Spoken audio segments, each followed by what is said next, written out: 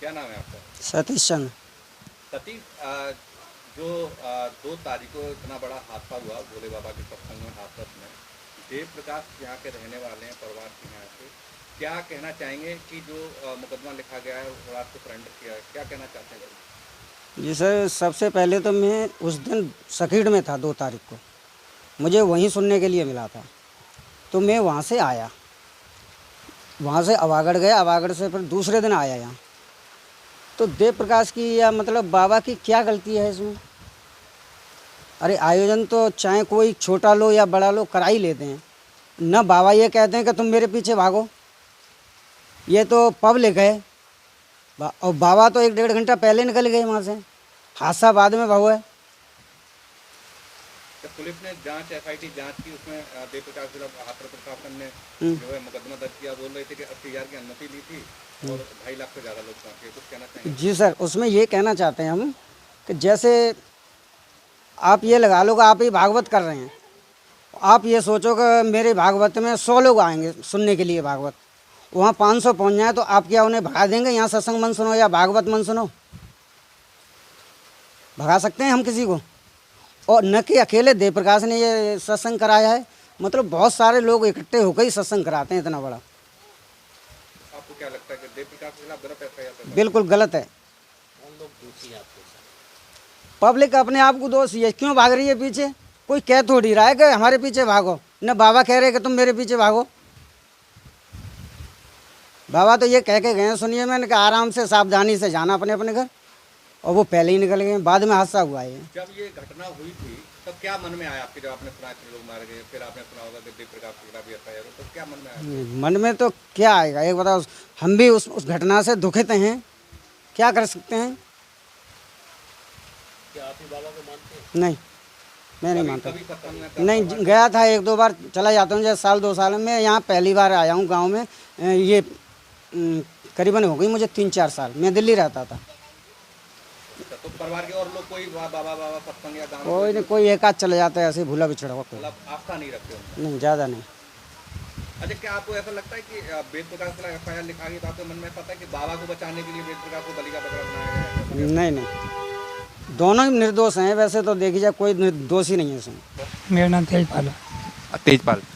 तेजपाल जी, हादसा हुआ, इतने लोग मारे गए, उसके बाद एफआईआर दर्ज हुई देव प्रकाश के खिलाफ, क्या कहना चाहते हैं? देव प्रकाश की गलती है? मित्र साहब, उनकी कोई गलती तो है ना, है दोनों की, लेकिन आप जैसी हो कैसी, इसके बारे में हम क्या कह सकते हैं। देव प्रकाश यहाँ कब से नहीं आते? वो तो कम से कम जब कभी कोई वो होता है फंक्शन, ब्याह शादी और कोई होता है तब आते हैं वो। अच्छा, देव प्रकाश बाबा से कैसे जुड़े, क्या किस तरीके से जुड़े हुए, उनका अनुयायी कैसे बने? ये हम नहीं जानते हैं साहब। हम क्या उनके अलावा, देव प्रकाश के अलावा घर के और बाकी सदस्य जो बाबा के यहाँ जाते हैं? कोई नहीं जाता आता है। क्या देव प्रकाश ने कभी बताया घर में आके कि बाबा में ये चमत्कार है, ये है, ये भगवान है, इस टाइप की? ये हम कुछ नहीं जानते हैं साहब। हम सब कोई आते हैं थोड़ी देर टाइम के लिए, वो हम जोड़वे की किसी से नहीं कहते हैं। अच्छा, आपको लगता है कि जैसे मुकदमा लिखा गया इतने लोगों की मौत, तो इसको लेकर के देव प्रकाश को माना गया जिम्मेदार आयोजन समिति का, तो आपको क्या लगता है देव प्रकाश की क्या गलती है? उसमें देव प्रकाश की तो कोई गलती ना है, ये भाग दौड़े में धक्का मुक्की की गलती है साहब। बिल्कुल, हमारे साथ उनके परिवार के और दूसरे शख्स हैं। नाम क्या है? सतीश चंद्र। सतीश, आपने देखा होगा इतना बड़ा हादसा हुआ, 126 से ज़्यादा लोग, 126 के लोगों की मौत हुई थी, पूरा दिल दहलाने वाला दृश्य था। फिर अब प्रशासन ने रिपोर्ट बनाई, रिपोर्ट बनाने के बाद फिर जो है उसमें देव प्रकाश और 6 लोगों के खिलाफ और मुकदमा दर्ज हुआ, क्या कहना चाहेंगे? ये सर, देव प्रकाश की गलती क्या है उसमें?